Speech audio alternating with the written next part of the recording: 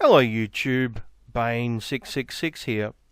So earlier this month I published a video about a young feminist, aspiring journalist who wrote an incredibly bad article in which he jumped the shark by claiming that certain groups were men's rights activists, and basically all she did was she went to the anti-feminist Wikipedia page and cut and paste these groups into her article without any research whatsoever. So 3 of them were actually right-wing women's groups, a couple of which focused heavily on religion, and they had absolutely nothing to do with men's rights activism.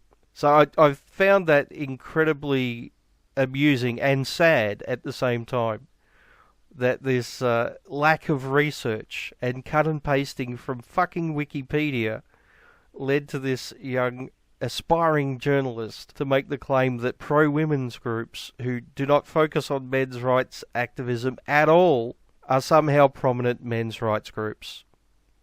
But I mean, if you think that was bad, if you think that was fucking shocking, wait until you see what I have in store for you today. It gets much, much worse. We shouldn't be surprised, though, should we? And I think that's the sad thing. We're getting desensitized to the fucking stupidity. Anyway, so today there are 2 articles I want to look at, but the story actually starts on Twitter, where I came across a comment from Asian feminist Erin Chu. So Erin Chu is from Sydney. She is an Asian feminist, whatever that is. I guess it's, just another brand of feminism, looking at feminist issues from an Asian women perspective, I guess. And she's also a freelance writer, unfortunately. And I say that because, her research skills are pretty fucking shocking. So earlier this year, I came across this comment from Erin Chu. It says, "Arm Asian women with Asian feminism because progressive and strong women would never support the alt-right and MRAs. There is so much talk about the alt-right and their Asian fetish. And to stop this, we need to arm Asian women with feminism and social justice." Yes. Apparently the alt-right and the MRAs have a rather overpowering Asian fetish. We just can't help but be attracted to Asian women. So I replied with, "Please stop talking about the alt-right and MRAs as if they're the same thing." And she replied with, "They are basically the same thing. Have an utter disrespect for women, period." Yeah, that's why so many MRAs are actually women, right? Because we disrespect them. Alright. She goes on to say, particularly women who are non-white. Really? We don't like women who are non-white. That's an interesting claim. So I asked, which non-white women are we hating? Just curious. By the way, do you know who Erin Pizzi is? And she replied, "I'm not talking about hating, but the disrespect MRAs have for women." Yeah, which is why Erin Pizzi is held in such high regard. Which is why the most popular MRA is a woman, right? Because we disrespect women. Good argument. Well researched. Yes, I know who Erin Pizzi is, and she is not a supporter of feminism. Wow. Okay. I hate to tell you this, Erin, but all your hard work now has to be thrown out the window because you're not a feminist. I mean, I know back in the 70s you started the very first domestic abuse shelter for women in the world, which, you think should get you some respect. But apparently what you should have been doing is talking about manspreading and mansplaining and toxic masculinity and sexist air conditioning and probably Asian feminism as well. Because if you weren't talking about Asian feminism, it means that you're probably a racist as well. So you should have been talking about that instead of actually opening up the world's first domestic abuse shelter for women. And of course, we have conclusive proof that you weren't a feminist because you're actually talking about male victims of domestic abuse as well, right? Clearly not a feminist. Anyway, Aaron Chu goes on to say, being patriarchal already demonstrates that MRAs do not see value in women, particularly strong feminists. Well, I would argue that we're not patriarchal, okay? We don't think men are disposable, and we don't think men should be wage slaves. We are not tradcons, despite you wanting us to fit in that box. And we don't even believe in the mythical patriarchy, so, yeah. You might be a little bit wrong there, you know. Possibly should have done just a little bit of research before coming to that conclusion, but, I mean, why go to all that bother when you can just use stereotypes, right? It's so much easier. And she says, particularly strong feminists. Well, it's not whether a feminist is strong or not, it's whether she is spewing out hate towards men in general, I think is the issue. And I did say she because Aaron Chu is suggesting that we have a hate of women, but she ignores the fact that we criticise male feminists exactly the same way. Could it be that we have a problem with the ideology and not the gender of the person making the argument? I don't know. I mean, that's an interesting question, isn't it, Aaron? But I guess you're not really interested in answering that question because it's much easier just to use stereotypes, right? So anyway, I went on to say, how are MRAs patriarchal? I never claimed Pizzy was a feminist, and MRAs do not have disrespect towards women. We do, however, criticise individual women and men as well as some belief systems. Do you think feminism is disrespectful towards men? Now, she never answered that question, surprisingly. If you were going to make the argument that MRAs are disrespectful towards women, then I don't know how you can make that argument with a straight face and not claim a similar thing about feminists being disrespectful towards men. I mean, for fuck's sake. But I guess that doesn't matter, does it? That's perfectly justifiable. So she spammed me with a whole heap of biased feminist articles, one of which was claiming that sexist, misogynistic MRAs did an edit of the latest Star Wars movie, which I've already debunked. Yeah, just some random dude on the internet. Didn't mention men's rights or any men's issues anywhere, so not a men's rights activist. By all means, please supply some evidence if you disagree. But the article that she posted at me, which I want to look at today, is this one. It's called, What's the Deal with Men's Rights Activists and Asian Fetishes? And it's on Vice, so we know that it's a good quality article, right? Well researched. I'm sorry, I couldn't say that without laughing. So the other article I want to look at today is written by Aaron Chu herself, and it's called Chewing the Fat on Alt-Right, MRAs, Asian Fetishes, and Where the Blame Should Be. So strap yourselves in, folks, because this is going to be an interesting ride down the rabbit hole into Asian feminism, yellow fever, MRAs, and the alt-right. What possibly could go wrong? So one of the reasons I wanted to look at this first article is because a fair way into it uses an extremely dirty fucking trick, which I want to point out. It's a little journalistic sleight of hand And it shows me that the author of this article is just being a dishonest cunt as opposed to just being ignorant. She knows what she's doing is a lie, right? There's no doubt in my mind that she knows this. And I'll point out the bit that proves it a bit later on. But before then, we have a lot of shit to shovel. So the article starts by asking the question, what's the deal with men's rights activists and Asian fetishes? So before getting into the article, let's answer that question. And my answer would be, well, there isn't a deal with men's rights activists and Asian fetishes.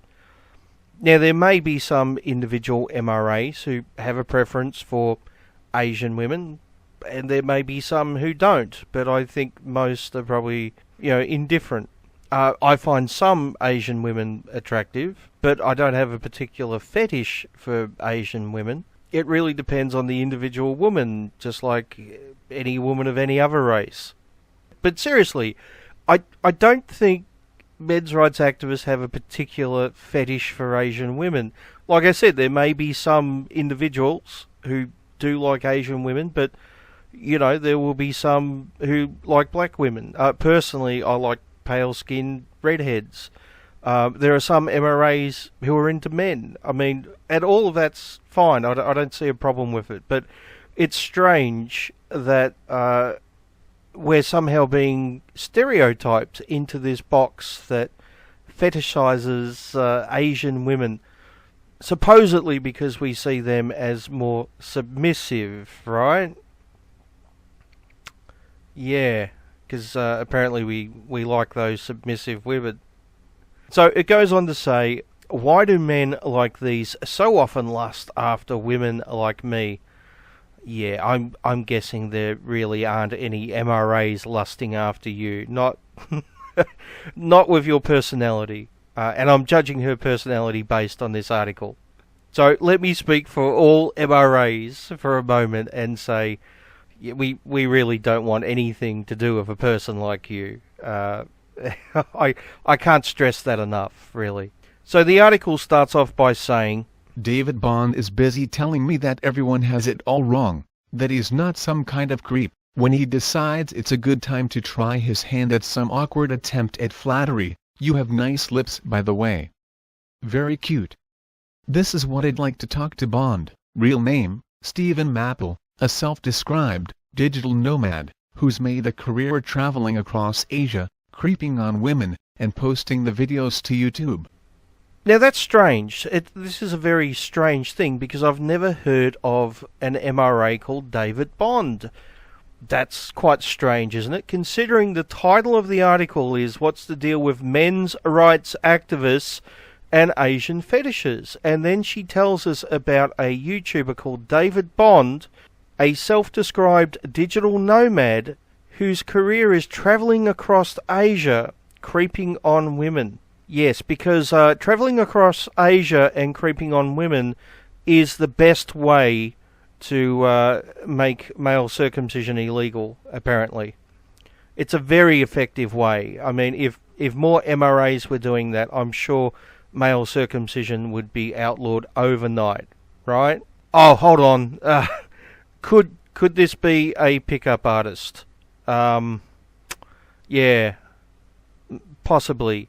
Let's have a look at his YouTube channel. Yes, he looks like a pickup artist. And she mentions his YouTube channel, so she must have been there. She must have watched his videos. So she must know that he doesn't advocate for the rights of men. But somehow he's an example of an MRA with an Asian fetish. Yeah, it's good to see that Vice hasn't dropped its standard in journalism in any way. They're keeping up that high level of quality, well-researched journalism. Next. He goes to great lengths during our interview to defend himself from accusations that he's a racist, a sexpat, and a trollish pickup artist with an Asian fetish. Then he ends up telling me about a video where he's jet skiing around with a girl with 700cc's tits bouncing around. So the second paragraph into this article She says, a trollish pickup artist with an Asian fetish. And that's her first example of MRAs.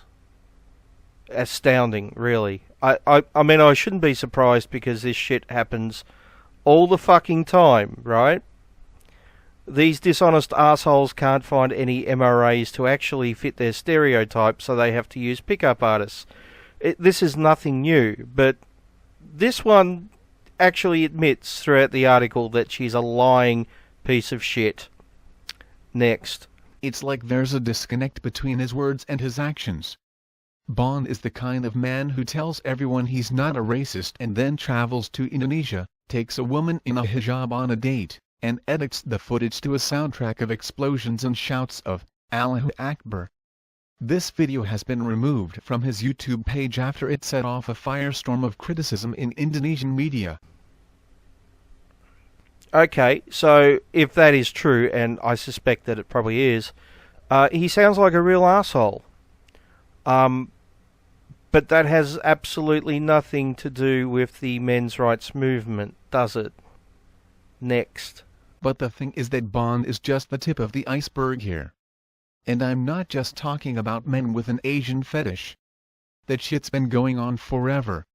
No, I'm talking about this intersecting Venn diagram of men's rights activists, incels, pickup artists, and alt-right white nationalists that seem to have more than a thing for Asian women. Okay, so here she basically claims that there is an intersecting Venn diagram of men's rights activists, incels, pickup artists, alt-right, white nationalists, etc., etc. You know, the standard fucking bullshit that we get all the time. Although it's clear that she knows that these groups are different groups, right?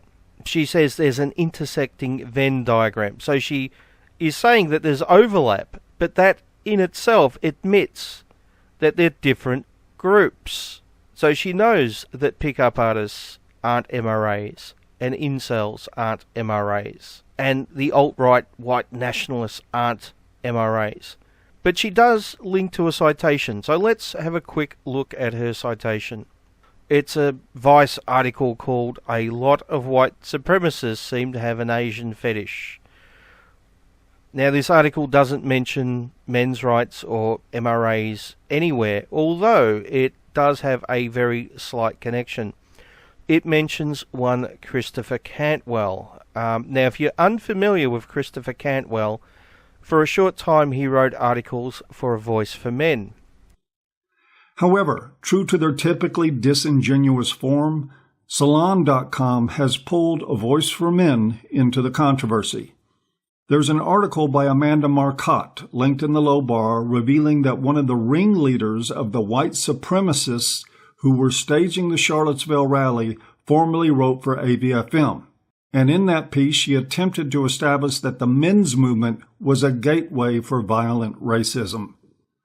The title of her article perfectly reflects the sentiment she was shooting for. Weeping Nazi started off as a men's rights activist, which is hardly surprising. It was subtitled Christopher Cantwell's Trajectory from Men's Rights to White Supremacy is Sadly Typical for the Alt-Right. Weeping Nazi, by the way, was a reference to Cantwell getting maced a couple of times during the melee. Cantwell, incidentally, had a few pieces published on AVFM several years ago. Using this guilt by association, Marcotte makes the men's movement and me personally a target for blame in the Charlottesville disaster, and in that, I suppose, a candidate for retaliation. So if you're against me speaking to this matter, get your downvote and nasty comment ready. I will leave you to imagine my concern about your objections. Truth number 1. Christopher Cantwell did write articles published by AVFM. None of the pieces we published included racist or violent sentiments. Truth number 2. Christopher Cantwell was disinvited from writing anything else for AVFM after I discovered advocacy for politically motivated violence he had penned on his own blog. This was also quite some time ago. and it was in keeping with AVFM's anti-violence stance that has been in our founding principles since inception. Truth number 3. Christopher Cantwell made his disagreement with the decision to no longer publish his work quite public, blaming liberals at AVFM for the decision. This is linked in the low bar as well. That would suggest that AVFM is against white supremacists, wouldn't it? But I guess if you're going to make that argument, you're just a white supremacist misogynist who hates women and votes for Trump, right? Because we all know logic is a tool of the patriarchy, and its only purpose is to oppress women. Okay, I'm going to jump ahead a bit in this article. It's rather long, and I just want to look at the relevant points. So she talks to Bond about his pickup artistry quite a bit. The link's below to the article if you wish to torture yourself and read the whole thing. But anyway, jumping ahead a bit, she says, I ask Bond how he sees himself. Is he a pickup artist? A men's rights activist?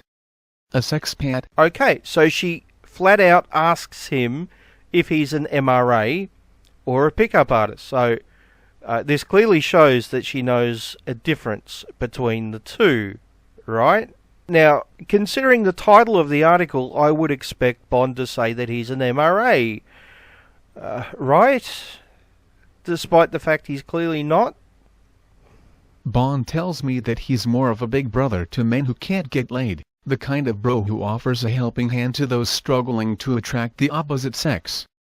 The whole YouTube thing just comes from an innate love of documenting his own life, he tells me. Oh, look at that. He didn't say he's an MRA, probably because he's not, right? So he describes himself as a big brother to men who can't get laid. Yeah. You know, that often talked about men's rights talking point, right? So she clearly knows he's not an MRA, but we haven't got to the really bad bit yet. We'll get to that in a minute. Once again, I'm jumping ahead a bit just for relevance and time. She goes on to say in the article, but it's a bit more complicated than that. Bond is also selling travel guides to aspiring pickup artists and charging fans for premiere access to private videos on his website. Once again, she admits he is a pickup artist, which is incredible considering the title, but let's continue. The whole venture is built around his own personal story, one that seems handcrafted to appeal to the nebulous men's rights crowd. One that's crafted to appeal to the nebulous men's rights crowd. Why? Why would pickup artistry be handcrafted to appeal to the nebulous men's rights crowd? Are they trying to stop male circumcision or cut down the number of men who commit suicide? Or are they talking about parental rights? Or what exactly is the appeal to the men's rights movement? Oh, well, lucky for us, she goes on to explain that. At the age of 27, he was an unhappy, overweight guy in a relationship with a chubby white girlfriend that left him feeling unsatisfied. So he lost the weight, quit his job, dumped his girlfriend, and moved to Asia where he branded himself as some kind of pickup artist cum travel vlogger. So he branded himself some kind of pickup artist cum travel vlogger.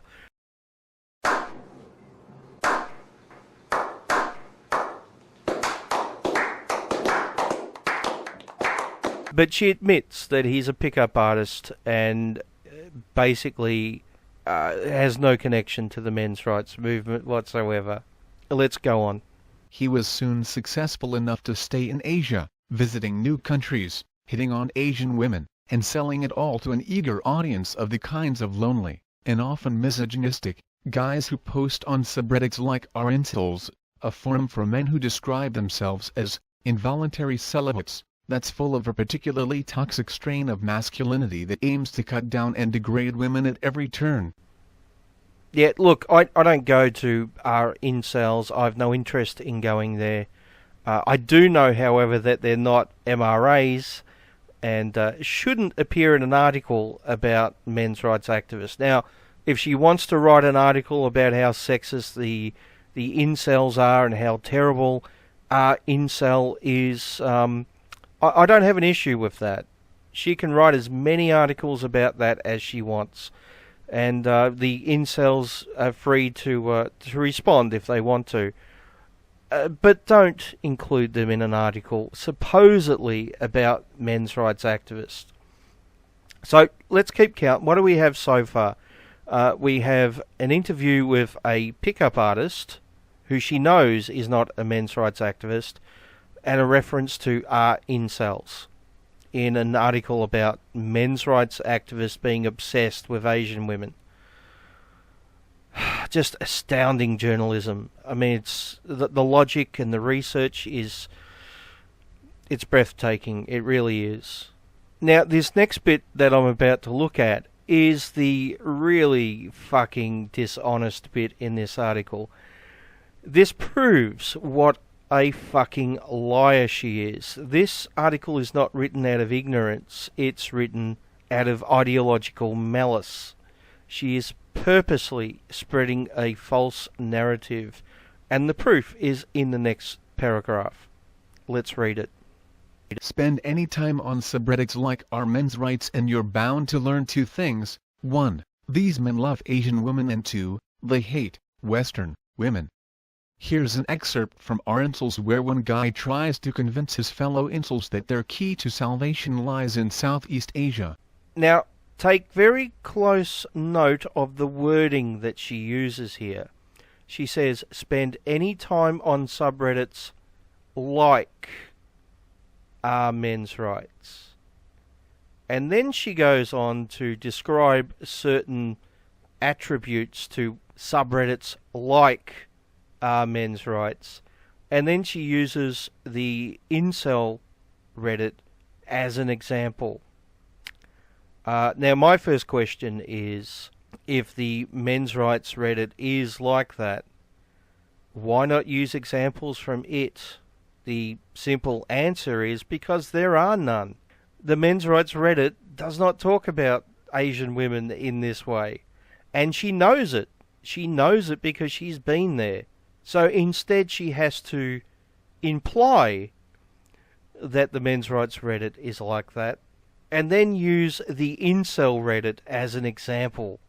I mean, what a fucking dishonest cunt of a thing to do. Seriously. This is just a fucking dishonest trick. Now, remember, this article was posted to me by Erin Chu. And I pointed out to her that pickup artists and PUAs are not men's rights activists. And this led to me getting into an argument with everyone's favourite bigot, Takedown MRAs, who then quoted the article to me, this section of the article where it talked about the men's rights Reddit. And I pointed out to him that this is just a dirty trick, it's a sleight of hand, and that he's a fucking idiot for not understanding that. But, yeah, he doesn't want to understand that, right? Because he's just looking for an excuse to hate MRAs. Now, one of my followers on Twitter actually went to the men's rights Reddit and did a search and did not find any references to Asian women being more docile.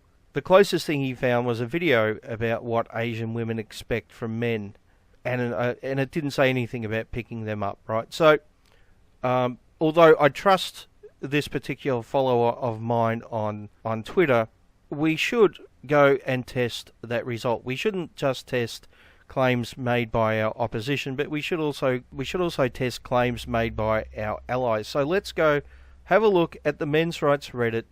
We'll type in Asian women and see what we find, right? Because there should be dozens of threads about how to pick up Asian women and Asian women being more docile, right?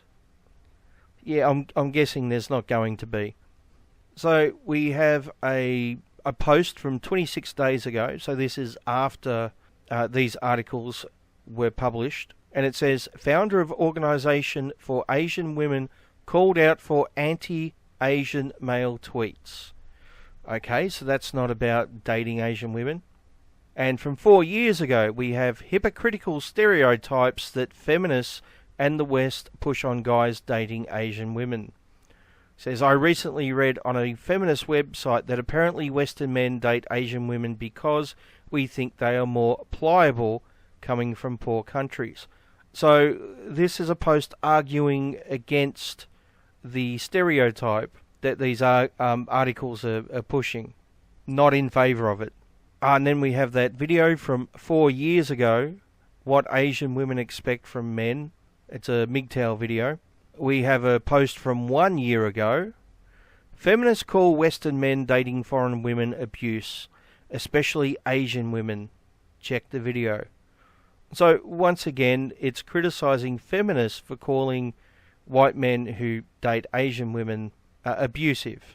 Now this one's interesting. From a year ago, someone posted an article from A Voice for Men.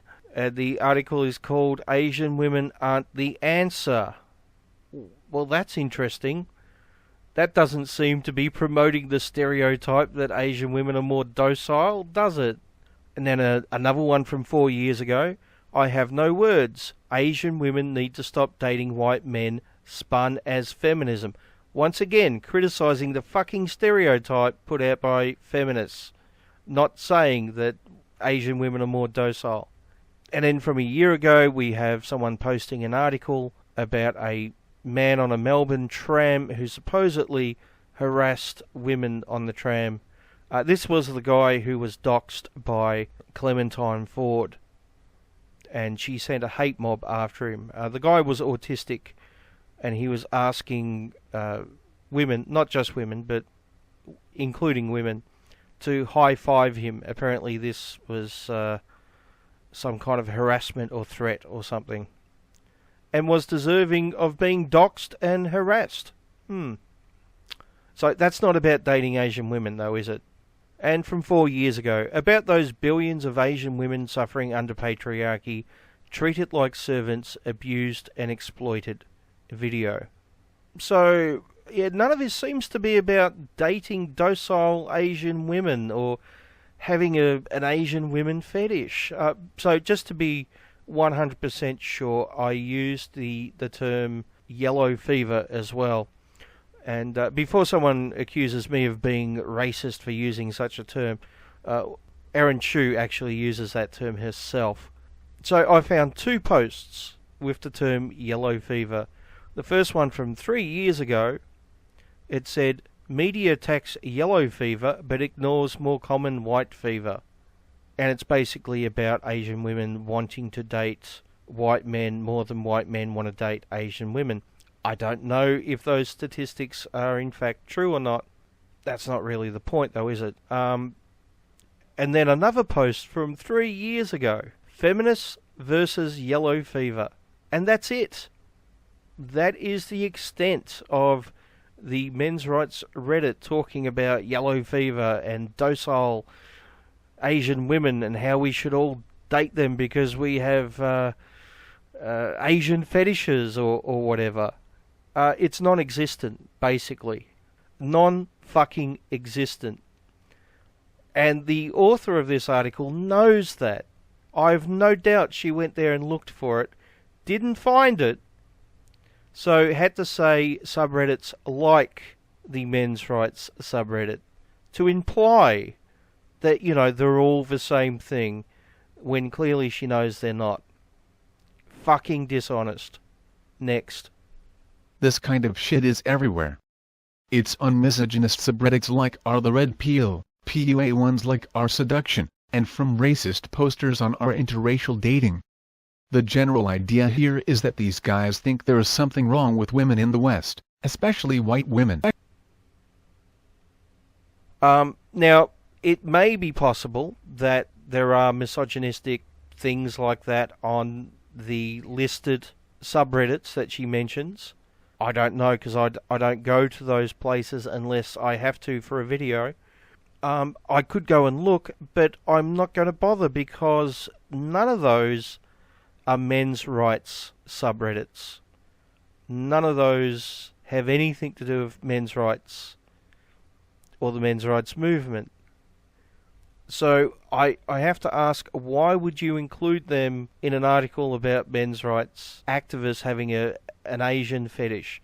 So just let's get a recap of the score so far, shall we? We have an interview with a pickup artist. We have some quotes from an incel Reddit, and we have some mentions of the Red Pill, PUA, and interracial dating subreddits, but no actual evidence from any men's rights activists whatsoever. We have the implication that they're all the same, even though she clearly knows they're not. But that's it. That's the extent of it. Let's continue. These, usually white, fantasies of dominating Asian women have given rise to an entire industry of globe-trotting pickup artists like Bond who make money off the same community of men by selling how-to guides and posting aspirational YouTube videos that tell other jaded, dateless men that they too can be living the good life in Asia, as long as they PayPal $20 USD for exclusive access to some website. Yeah, so once again she refers to Bond as a pickup artist. She clearly knows the difference. I've no doubt that this is not ignorance. I've no doubt she knows the difference between pickup artists and MRAs, because she clearly calls Bond a pickup artist. And for some reason she included this in an article about men's rights. Now once again I'm going to cut out some stuff which isn't relevant, and let's jump ahead to this. The problem here is that a lot of these men peg their self-worth to the amount of sex they're having, says Rachel Kuo, a PhD candidate studying racial justice at New York University. And since so many of them think they aren't getting laid often enough, their confidence goes into a spiral and they tend to put the blame on hypergamy, feminism, or Western culture. Yeah, and what I find interesting about this quote is one of the most common insults used by feminists against MRAs is we're just angry men who can't get laid. So it seems that feminists think that the worth of a man is how much sex he's getting. That is when they're using it as an insult, right? When it's convenient. Other times they think such stereotypes are terrible and part of the patriarchy. And, of course, there's absolutely no hypocrisy in taking those two stances at exactly the same time. Of course not. No, never. Next. I think there's this broader landscape that the pickup artist is situated in, Kuo tells me. I think that it's embedded in a United States that is rooted in a history of white supremacy, misogyny, imperialism. That's all in there in the soup of the U.S. And once again, we get a mention of pickup artists, which has nothing to do with the men's rights movement. There are no other mentions in the rest of the article about the men's rights movement, just more pickup artist shit. And that's basically it. That is the extent of the evidence put forward that apparently men's rights activists have some kind of Asian fetish. Well, that's astounding. She actually presented no evidence whatsoever to support that premise. That is rather astounding, isn't it? Although, considering I've been doing this for 5 years now, it's not really that astounding. It's pretty much everyday feminist journalism, come to think of it. Now we get to go on to the really good stuff. We get to look at Aaron Chu's article, which I think is even worse, if you can believe it. So Aaron Chu's article is called Chewing the Fat on Alt-Right, MRAs, Asian Fetishes and Where the Blame Should Be. Yes, let me guess where the blame's going to be. It's going to be white men, right? Which will be stereotyped as typical MRAs or all MRAs or some shit like that. Anyway, she starts off by saying, over the past week or so there has been a focus on the question of why some of the famous alt-righters and MRAs, men's rights activists, have an Asian fetish and or choose to marry Asian women. Audrey Lim recently reignited this with her New York Times piece titled, The Alt-Right's Asian Fetish. It was a good read, although it didn't really pinpoint anything new in terms of the reasons why this has become a thing. Now, she has a citation here, a citation which does not mention men's rights or men's rights activists anywhere in it. Now, to be fair, it does mention Christopher Cantwell. As we've already learned, he wrote a couple of articles for A Voice for Men before being kicked off because of his politics. And it also mentions Mike Cernovich, who is often referred to as an MRA, despite the fact that he is outspoken against the men's rights movement and has clearly stated numerous times that he's not an MRA. We tend to not be too fond of Mike either, so yeah, that's as close as it gets to referring to men's rights activists. So let's continue with Aaron Chu's article, because I'm sure she's got some amazing evidence somewhere. In addition, I added a few more observations and points on why alt-righters have an Asian fetish. You can check out my piece here.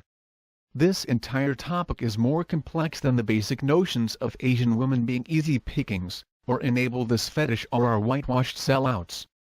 We need to acknowledge, Asian men and women, that alt-righters and MRAs, which I will discuss in a little later in this piece, have no respect for women, period. So here we have the claim once again that MRAs have no respect for women, based on absolutely no evidence. And of course, as I pointed out earlier in this video, Aaron Chu made the claim to me on Twitter that MRAs have no respect for women, in particular women of colour. Now this is a very, very strange claim to make, especially considering if we look back to 2014 at the first International Men's Rights Conference, almost half the speakers were female. That's strange for a group of people who disrespect women. And one of those female speakers was not only female, but a woman of colour. And not only a woman of colour, but a senator in the Canadian government. So a woman of colour in a position of power and authority. Yeah, which is why we like subservient women and we disrespect them. Right, Aaron? You've clearly done so much research.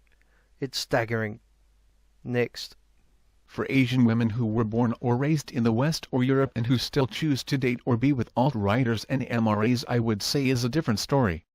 We know that this happens and we all do question why.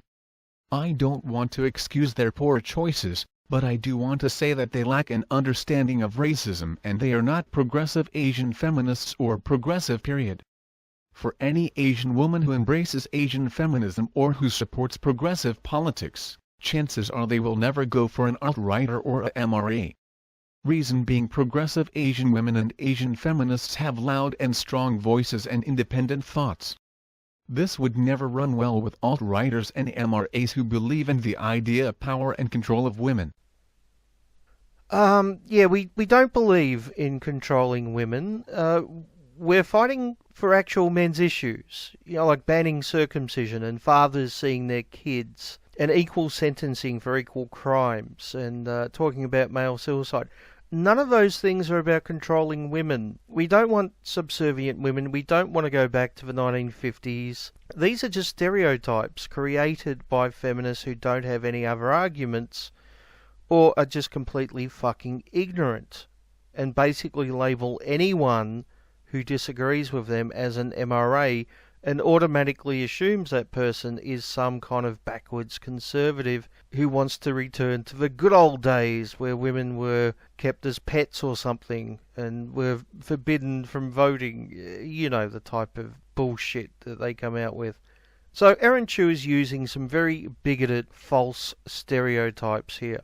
We really shouldn't be surprised, though, because Aaron is a little bit of a fanatic when it comes to her feminism.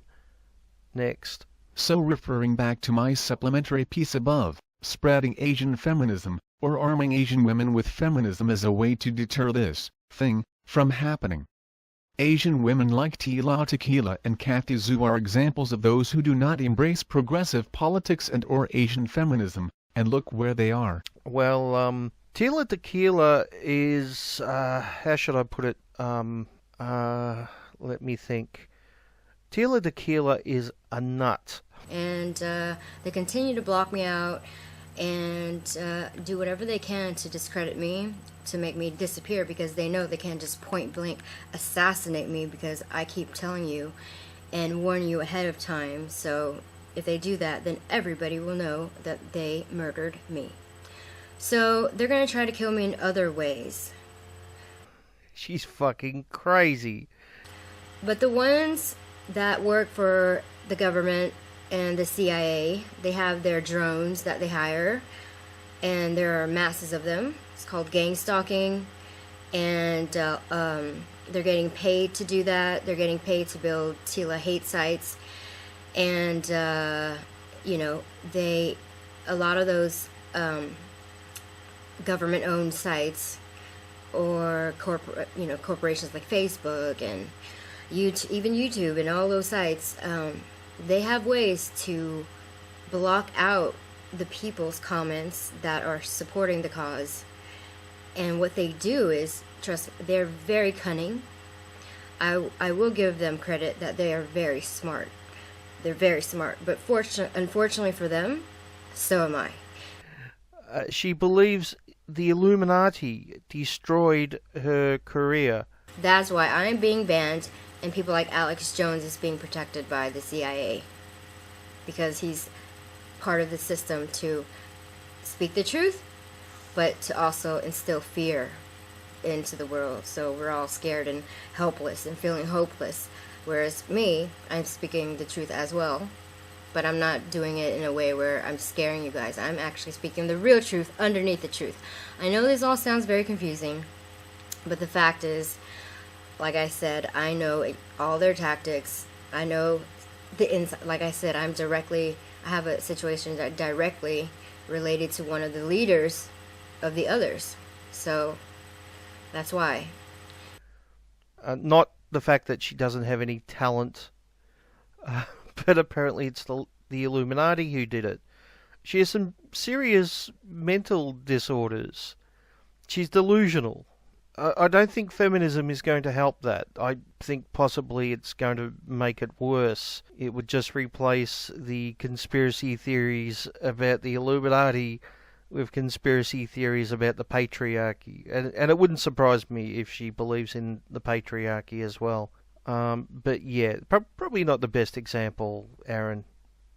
Anyway, next. And how about MRAs? Remember, many MRAs are not necessarily alt-right or racist. Oh, and also remember, many MRAs are not necessarily alt-right or racist. Yeah, well, I would probably say most, yeah, Aaron, because they're two different groups with two different outlooks of the world and two different sets of goals. Now, is it possible for someone to be alt-right and an MRA? Yeah, just like it's possible for someone to be alt-right and a feminist. But I don't think there's too many of them either. It is possible, though. But it would be dishonest to say that all feminists are alt-right, or most feminists are alt-right, simply because a few, may be. But apparently it's perfectly okay for feminists to do that to MRAs, right?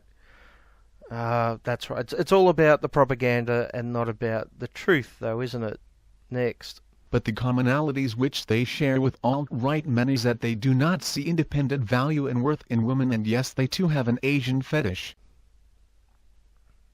Now, of course, this is an outright fucking lie. To suggest that MRAs don't see independent value and worth in women is an outright fucking lie. And no, you haven't put forth any evidence that MRAs have an Asian fetish.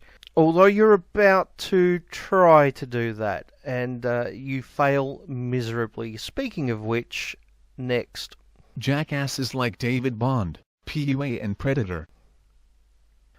David Bond, who we just debunked a few minutes ago. Yes, he's a pickup artist, as Aaron Chu clearly shows here. She says pickup artist and predator. So she knows that he's a pickup artist. Yet for some reason he's in an article about MRAs and not an article about pickup artists. That is strange, Aaron. That is very, very strange. So let's go on to your next example, because I'm sure that's going to be an actual MRA, right? Julian Blank, PUA and Predator. Oh, look at that. Another pickup artist. And once again, she clearly says PUA and Predator. So she knows he's a pickup artist. There's no mistaking it. Julian Blanc does not advocate for the rights of men. He doesn't talk about male circumcision or fathers seeing their kids or equal sentencing for equal crimes or any of the other actual talking points. His sole purpose is picking up women, which is not a fucking men's rights issue.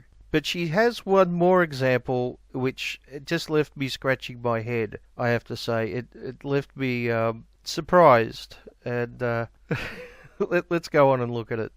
And even YouTuber Logan Paul are not necessarily alt-right, but are sexist and misogynistic and have no respect for women. Yeah, Logan Paul. Apparently Logan Paul is now a men's rights activist, which I think is news to everyone, including Logan Paul. I think he was totally unaware that he was an advocate for the rights of men until Aaron Chu informed him that apparently he is, even though he doesn't advocate for the rights of men in any way. Now, in case you don't know who Logan Paul is, he's the guy that caused the controversy earlier this year about the suicide video in the Japanese forest. And there was a big fuss on the internet for a week or two, which coincidentally is around the same time that Aaron Chu wrote this article.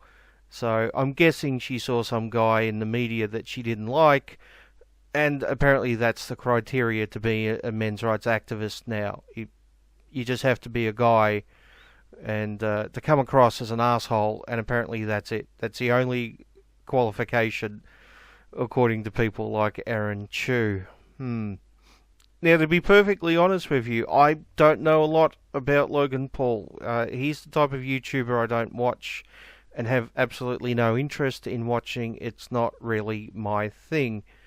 And I don't think I'd heard of him before the whole suicide forest controversy broke, just because I tend to stay away from that type of stuff on YouTube. It may surprise you, but I'm not a 15-year-old girl.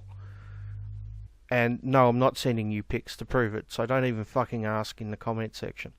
But although I'm not an expert on Logan Paul, I'm pretty fucking sure he is in no way a men's rights activist. I think if he had have been in any way, I would have heard of him from now, considering he's got something like, I don't know, 10 million subs or something like that, which is far more than any actual MRA. So it would be strange if he was advocating for the rights of men with that many subscribers and none of us were aware of it.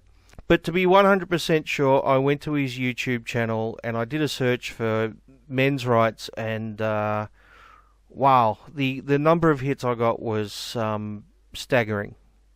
That is, if you consider 0 to be a staggering number. Absolutely staggering.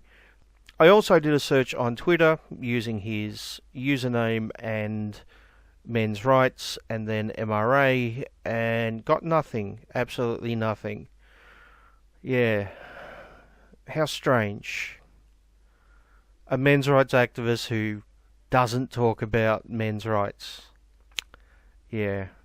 So it is a mystery. It is a very, very big mystery why Erin would include him and 2 pickup artists as her examples of men's rights activists who have Asian fetishes. And to be honest, I don't even know if Logan Paul does have an Asian fetish. I guess it is possible. He was in Japan for the suicide video, so maybe he spends a lot of time there. I don't know. I'm not going to investigate to find out because it's irrelevant. it's irrelevant because he's not a fucking MRA. Yeah. So, well done. Well done, Aaron. That was an amazing piece of journalism there. Let's go on to see what you've got to say. There's a couple of more things where she mentions MRAs, and then we're done. Next. They love Asian women because of the hypersexualization stereotype, and they feel Asian women are easy to control and have power over. Their shitty and toxic attitudes are to blame, not Asian women who are victims of their predatory behaviors. Vice News recently published a piece on MRAs, and David Bond was interviewed. Yes, and she's referring to the first article we went through, the piece on MRAs, which included absolutely no MRAs whatsoever.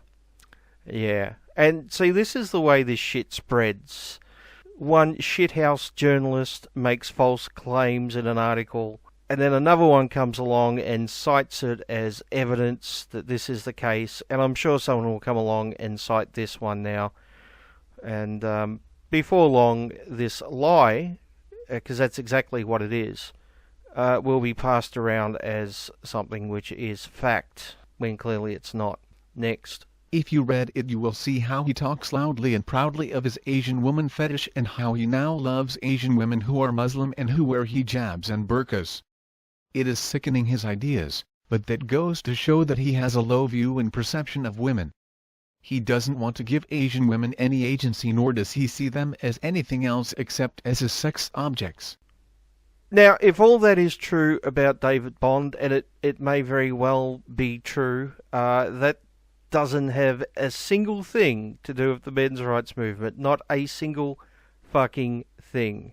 Yet here it is presented as evidence for some reason. How strange. Next. So my conclusions? Well, as I said, this whole thing is more than just blaming Asian women for choosing to date alt-righters and white MRAs, and yes, it should not ever be used to generalize all Asian female, white male unions. The majority of Asian female, white male unions are healthy, but we need to recognize that there is still a number which fall in this alt-right and MRA Asian fetish, yellow fever. Yeah, what MRA, yellow fever, Asian fetish? We've gone through 2 articles now, both of which had citations, which I've also looked at, and not one of them presented any evidence whatsoever that MRAs have an Asian fetish. They didn't give an example of a single fucking MRA who has any type of Asian fetish. Not a single one. The closest we got to it was the 2 citations which basically said exactly the same thing, where they mentioned Christopher Cantwell, who had written a couple of articles for A Voice for Men before being kicked off because of his politics. That's as close as we got. And both of those citations don't claim that Christopher Cantwell has an Asian fetish for women. The evidence they presented was he had a tattoo of a Japanese character. That's it. So think about this for a second. The closest they came is a guy who wrote a couple of articles about men's issues, has a tattoo of a Japanese character. That is as close as they've come to presenting a case that MRAs have an Asian fetish for submissive women because we hate women of colour or some shit. That is astounding. That really is astounding when you think about it.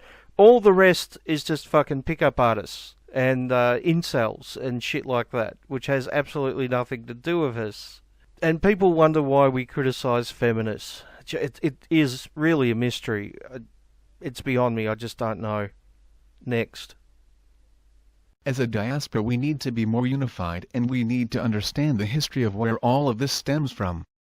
Continue to educate, engage and inform each other, and of course spread the word on Asian feminism.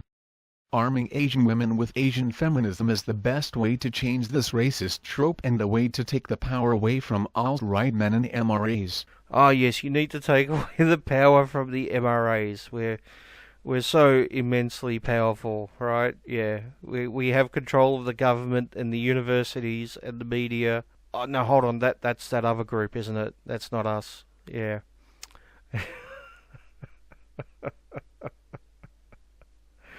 So that is astounding.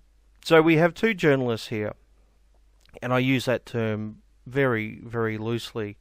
They're really LARPing as journalists when you think about it.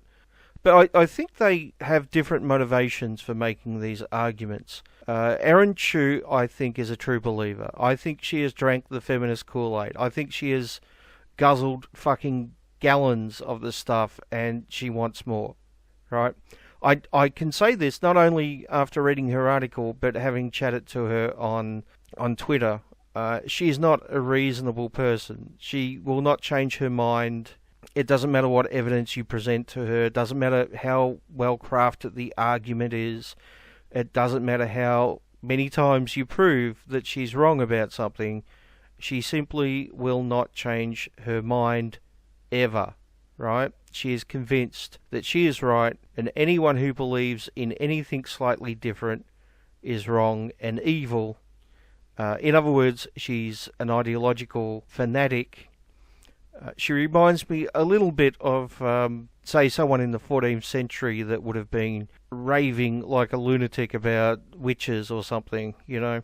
Everything is the work of the devil, and anyone who disagrees is clearly working for the devil. And there really is no reasoning with someone like that. But I do believe she is the lesser of the two evils presented here.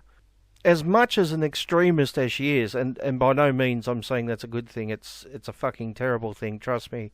At least she believes in what she's saying, whereas Alia Marsha, who's the first journalist, is just a fucking liar. She clearly knew that the evidence she was presenting was not from the men's rights movement, yet she crafted it in such a way as to suggest that it was.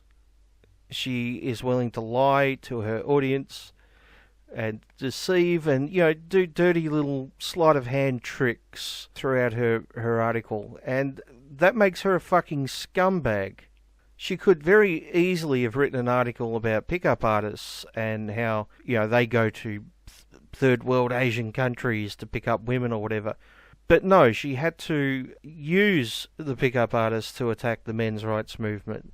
Now, for the record, I don't have an issue with conversations about people from the first world, relatively rich people from the first world, going to the third world and possibly taking advantage of poorer people, right?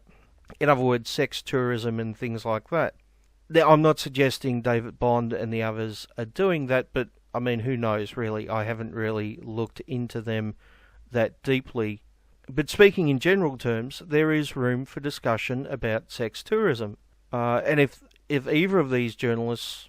Sorry, did I call them journalists? Sorry, if either of these feminists wanted to write an article about sex tourism in the third world, by all means, go right ahead and do it. It would be nice, though, if they included a bit about the Western women also going to third world countries for sex tourism. Are you coming from? Austria. Austria. Oh, welcome to Kenya.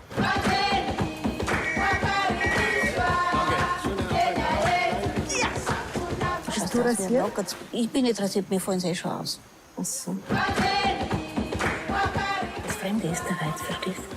Das ist mein Bettzupfern, aber sagst du? Also ein Bettzupfern sagen. Das versteht eh kein Mensch. Ach so.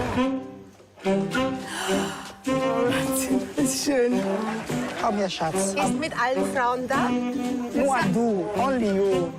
And you want money? Me? No money. Love. Ich hätte so gern, dass mir einer mal so lange in die Augen schaut. Verstehst du das? Ja, das verstehe ich total gut. Komm her, Schatz. Schatz? Ja. I like your hair, beautiful smile. Diese ist meine Schwester. Hallo. Excuse me. Ja? Do you have money to give her? Sieht gut aus.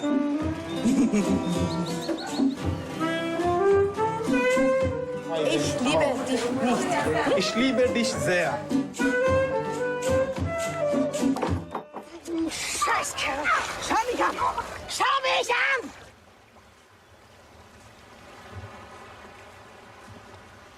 Admittedly, there's not as many of them, but they still do it, and we never hear about that. Ironically, though, when they do it and they pay men from third world countries to sleep with them, I've heard them turn around and claim that they've been ripped off because they had to pay for sex.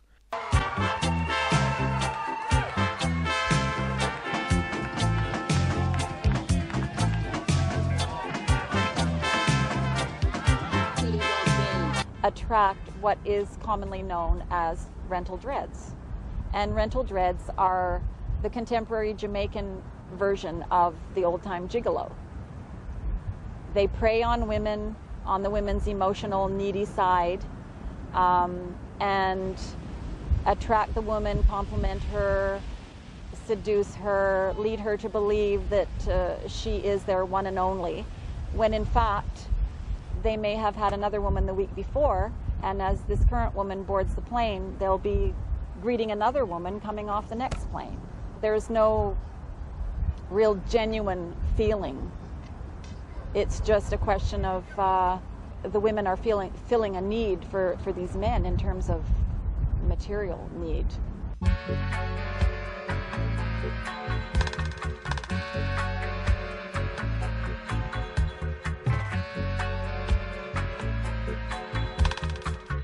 Folks that come down here, I mean, more percentage are educated and, of course, with a little bit more money, which a lot of these individuals down here don't have that privilege to get that money side of it going. And the women do throw their money around. I mean, money is power, and it does a lot of things for people. And if you got the money, you can call me honey, and it ain't funny.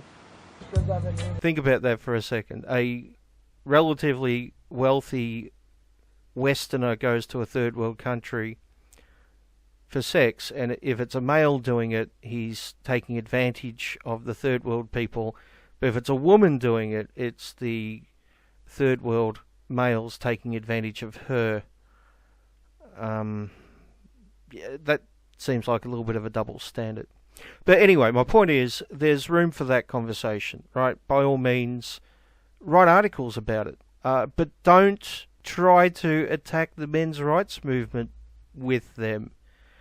It seems to me that you're not really concerned about the women in these third world countries.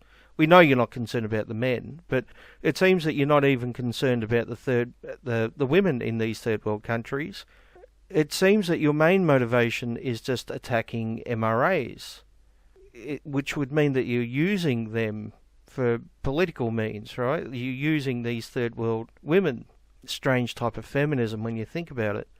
And, there's also room for a conversation about mail-order brides. In fact, I think the article from A Voice for Men, which was featured on the men's rights subreddit, was exactly about that. Now, my advice to anyone out there thinking of getting a mail-order bride would be don't fucking do it. Of course, there's the ethical argument, right, that maybe you're taking advantage of someone from a third world country and they're only doing it because, they have no choice because they're so poor. So, there's ethical arguments there, but there's also arguments that once they do get to your country and they get a green card or citizenship or whatever, chances are they're not going to stick around because they never really loved you in the first place. And there's also a lot of people that get ripped off. I remember seeing a news program ages ago on TV about a farmer living way in the outback of Australia, in the middle of nowhere basically, where he had absolutely no opportunity to meet women, right? He was well off, he owned a lot of land, he worked very fucking hard, and he seemed like a nice enough guy, but he was just in the middle of nowhere and had no opportunity to meet anyone, and the poor guy was lonely. And I can feel sympathy for him, right? Because he was somewhat desperate because of his circumstances. And because of this, he tried to get a mail-order bride from Russia, if I remember correctly. And I think he sunk something like $100,000 into it. It might have even been more. And he just got ripped off. and they kept on asking for more money, and he kept on sending it like an idiot. But you know, loneliness does that to people. Like I said, I feel sympathy for the guy, even though it was a stupid thing to do. And chances are he probably wasn't even talking to a real woman. It was probably like some 50-year-old fat Russian guy who's part of the Russian mafia or something. Who knows? They're probably constantly giving him a sob story about a sick mother or something and needing more money or something. But yeah, don't do it. Third world mail order brides are not the answer if you can't find someone local. So once again, there's room for discussion about all those things. But this whole thing of trying to suggest that MRAs have some kind of yellow fever Asian fetish is just idiotic. It really is. And it's based on absolutely fucking nothing, as we saw. Now, I know this has been a long video, but there's just a couple of things I wanted to say to finish off. As I've been going through the video and putting it together, there's a couple of things I thought I should mention. One is when I did the search on the men's rights Reddit, I did the search for Asian women, and I did the search for yellow fever. I thought afterwards I should also do a search for Asian women and the word dating. And I literally got 8 results, most of which I went through when I did Asian women.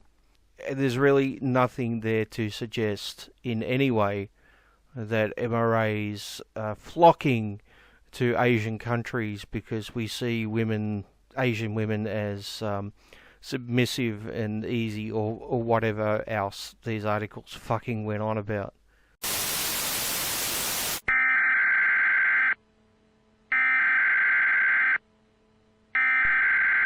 We interrupt our program to bring you this important message. Hello YouTube. Well, I was hoping this video would be finished and uploaded about a week and a half ago, but things didn't really turn out that way. As you probably well know, I've been having some computer issues, and before I could finish this video, the video editor stopped working entirely. So I've had to do a complete reinstall of Windows from scratch, and I'm presently going through reinstalling all my various programs and getting the computer back to the way it should be. I did have one more point to make in this video, and that was about the overlap argument. The argument that pickup artists, MRAs and incels have a lot of overlap, and therefore it's perfectly okay to use a pickup artist or an incel forum as an example of why the MRAs are all evil. But just after my editing program fucked up, there was the van attack in Toronto, and the overlap argument has been used quite a bit since then. So instead of addressing it here, I'm actually going to do that in a future video. Anyway, it's time to render this fucking thing because it's taken way too long to finish.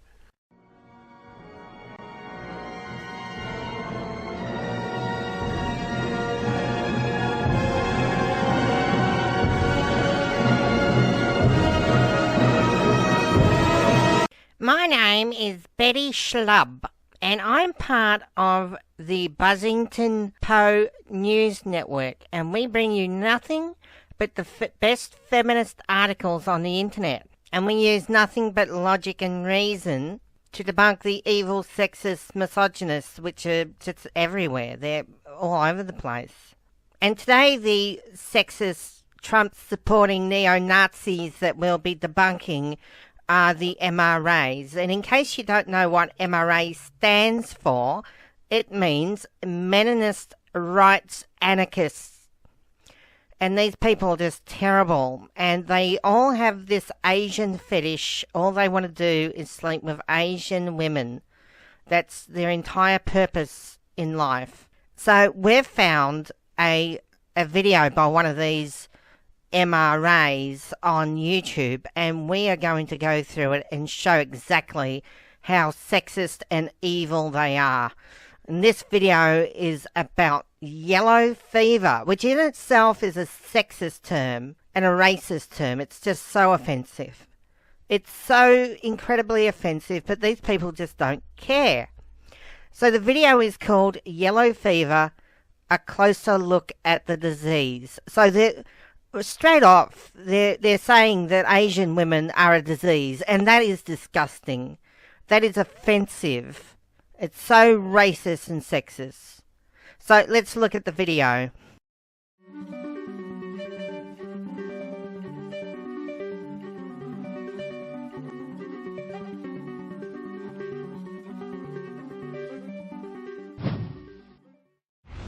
Yellow fever is a viral hemorrhagic disease like dengue fever and Ebola. It's called. So it starts out that saying that Asian women are just like a disease. They're like Ebola, and that's so wrong. That's so wrong. Asian women aren't like a disease at all. These MRAs are just monsters. Caused by a virus transmitted by the Aedes mosquito, but only infected females can actually transmit the disease. Did you hear that? Did you hear that? They're blaming the female mosquitoes. It's always the females that are to blame, not the males. And it's a little known fact, but the alt-right MRA Trump-supporting neo-Nazis, when they say mosquito, they actually mean Asian woman. It's a slang word. It's a special code that they use. They do it all the time on Reddit and places like that, and it's disgusting. They're saying that these Asian women are spreading a disease and that these white heterosexual men are just powerless and have absolutely no control over their actions when they rape them. It's terrible. This is just misogyny, and this is why we need Asian feminism. It bites mostly during the day. Yellow fever occurs in tropical regions of the Americas and Africa. Well, this just goes to prove that MRAs don't know anything. They don't know anything about the world. I mean, they think that Asian women live in South America and Africa. I mean, that's crazy. They might go there for holidays, but Asian women are from Asia. They just don't know what the world looks like. Just to educate any MRAs out there, this is a map of the world, and this is Asia right here. Just so you know for future reference, you morons. In around 80% of cases, the infection causes no or very mild symptoms, similar to those of the common flu or malaria. They usually disappear within a few days. In around 20% of cases, the disease is far more severe, and other symptoms develop. Jaundice, hence the name yellow fever, kidney disorders, bleeding, convulsions, and even coma. I think you left one out. You didn't say toxic masculinity. And everyone knows that the causes of all those things you mentioned is actually toxic masculinity. This idea of disease is crazy. These MRAs don't know anything about science or anything. They believe that there are these microscopic little things called disease, and they live in your blood. That's crazy. How would they breathe if they're living in your blood? That doesn't make any sense. What would they eat? How would they get in there? Besides, how would you see something that small anyway? It doesn't make any sense. This is just all pseudoscience, and they don't know what they're talking about. Everyone knows that when people get sick, it's caused by toxic masculinity. Between 25 and 50% of severely affected patients die. According to the World Health Organization, an estimated 30 to 60,000 people die of yellow fever every year. Now, once again, they're blaming this on women, on Asian women, when everyone knows that the true culprit is toxic masculinity, right? That's what kills women everywhere, is toxic masculinity, not yellow fever. That's crazy talk. It's a difficult disease to diagnose, as the symptoms alone are not enough. A blood sample has to be taken and sent for testing at a specialist laboratory. Oh my God, so now they're saying that you're like you've got it in your blood or something, and that's basically saying that you're just born with it, that, and that somehow that makes it okay or something, and it's just wrong. People aren't, born with these things, except toxic masculinity, of course, because it's a genetic disorder. But people aren't born with yellow fever. They're brainwashed into it by the patriarchy. Everyone knows that. And this is just an excuse. This is just an excuse so these MRA types can go around raping Asian women and no one will stop them. And it's sexist. It's so sexist. Although the disease was discovered 90 years ago, there is still no treatment for the actual virus. Patients can only be helped to overcome the disease by treating the symptoms. So prevention is crucial. To reduce the risk of mosquito bites, effective personal protection is key. Once again, this is victim blaming. They're blaming the Asian women right here, calling them mosquitoes and saying that the mosquitoes are at fault, and that these poor defenceless men need to defend themselves against these terrible Asian women. This is terrible. This is terrible. These people are monsters. They really are. Vector control to combat the mosquitoes is also important. This includes getting rid of stagnant water, as this is where they lay their eggs. See, this just shows how stupid these MRAs are. Mosquitoes don't lay eggs. Chickens lay eggs. How would a tiny little mosquito lay a big egg? That doesn't make any sense. The mosquito's too small to do that. So these MRAs, they just don't understand science or logic. They're just morons, every one of them. And clearly, they're also accusing Asian women of laying eggs, which is another way of saying that they're not human. They're referring to Asian women as chickens, which is just terrible. How dehumanizing can you get when you're referring to someone as a chicken? And spraying and fumigating insecticides to eradicate breeding sites and eliminate adult mosquitoes. So clearly this is advocating the murder and eradication of Asian women, and I think that is just disgusting. It really is. These violent MRA types, they really should just be exterminated. We should just kill them all, because violence is wrong. Violence is just so wrong, which is why we should just kill all the MRAs and just be done with it, because the world would be a better place. Anyway, this is Betty Schlub, and signing out for the Buzzington Poe. Bye.